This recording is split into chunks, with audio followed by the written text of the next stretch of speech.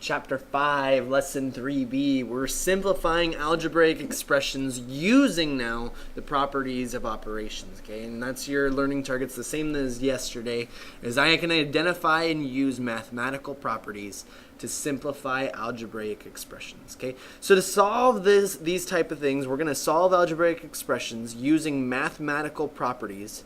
You can reorder or regroup a problem in order to simplify it.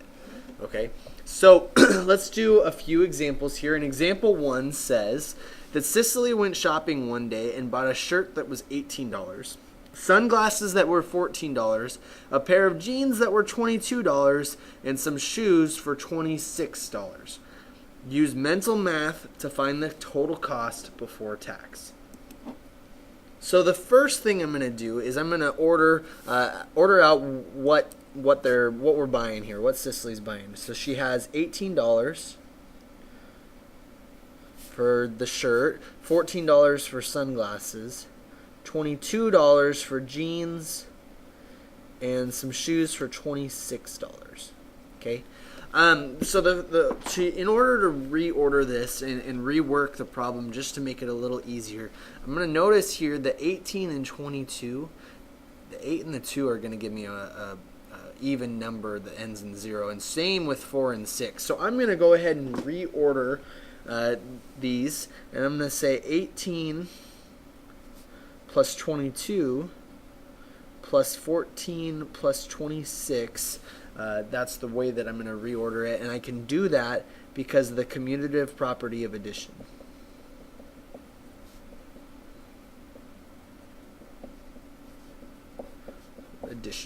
Okay, so now we're going to group these together. So I'm only taking 18 plus 22, and then I'm also going to add 14 plus 26. And the reason why I can do that is because of the associative property of addition.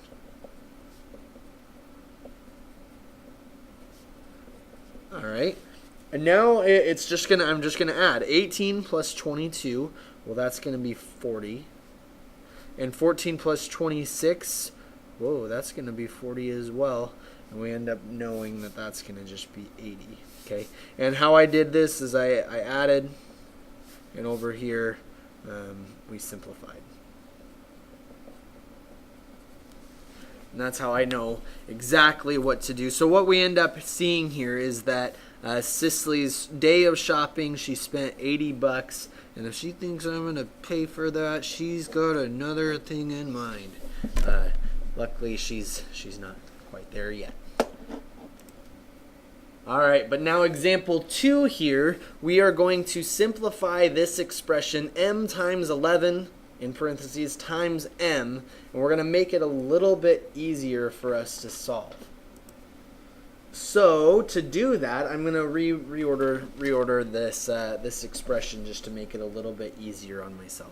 I'm going to try and get the m's together since they're the same thing, and I'm going to switch 11 and m.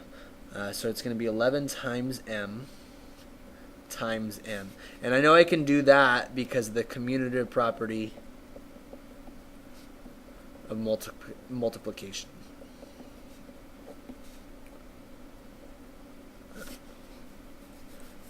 Okay, and then I'm going to, let's change these parentheses around, make it 11 times m in parentheses, and I know I can do that because of the associative property of multiplication.